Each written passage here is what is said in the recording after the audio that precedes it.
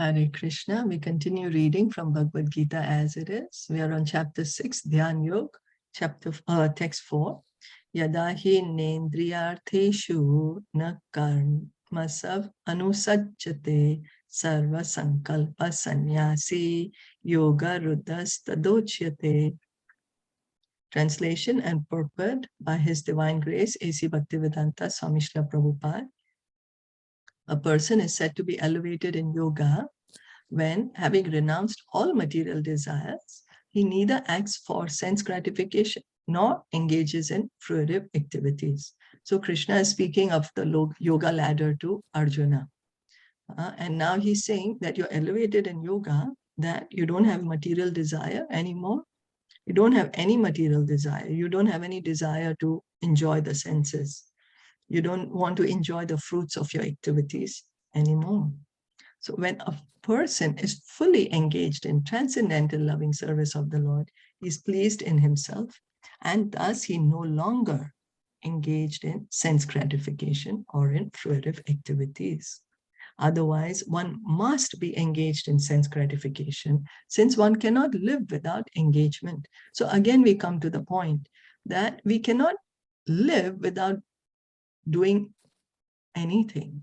We are going to do something or the other. We are not a dead stone, we are conscious living beings. And okay, we are in the body right now, but we are going to continue to act. So what to do?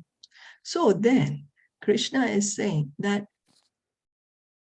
if you're not going to engage in my service, what you're going to do is you're going to try to enjoy this body.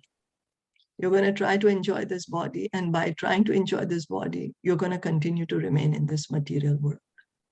But when you have understood your eternal position, when you have understood your real position as a part and parcel of the Supreme Lord, as a spirit soul, nothing to do with the body, automatically you're going to engage in transcendental loving service of the Lord. Transcendental loving service. And then you're pleased in yourself because that's your original position.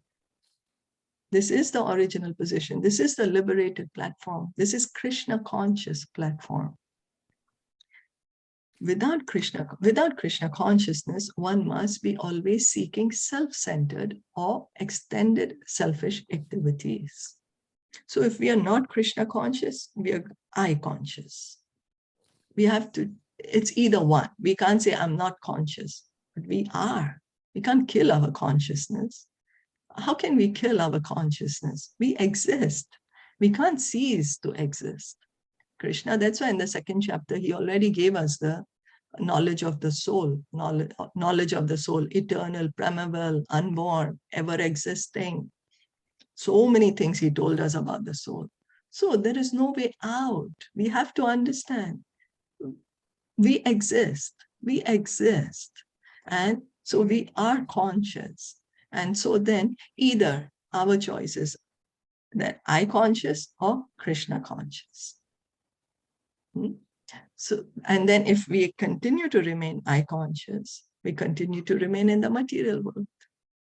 If at all we want to go back home, back to Godhead, we have to revive our Krishna consciousness. Why? Because that's our true consciousness. That is the original consciousness of every living entity.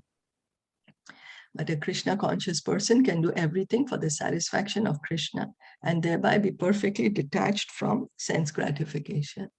So because that's the natural position of every living entity. Work for the satisfaction of the Supreme Lord. Do everything for the satisfaction of the Supreme Lord. And then no more I conscious, no need. Doesn't matter about what I'm going to get from this material world. One who has no such realization must mechanically try to escape material desires before being elevated to the top rung of the yoga ladder. So if we don't go the Krishna conscious path, then we have to go it mechanically, try to stop our senses. But it's really difficult, very difficult to control the senses. They run away, the mind runs away. You know, Vishwamitra, 60,000 years he was doing yoga, meditation, but he heard Menka's ankle bells. His mind ran. You know, he gave up his practice. So mechanical is not a permanent solution. The permanent solution is to engage in our natural, what we are truly are. Every soul is Krishna conscious. So Krishna is saying, you work in that consciousness. So your progress is permanent. Permanent. Is that okay?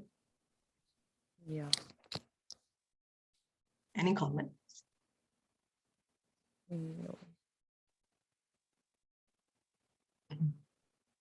So we'll stop here for today then. Yeah. Srimad Bhagavad Gita ki jai, Shilpa Prabhupada ki jai, Gaur Bhaktavrinda. Hare Bol, Gaur Bhaktavrinda ki jai, Hare Krishna.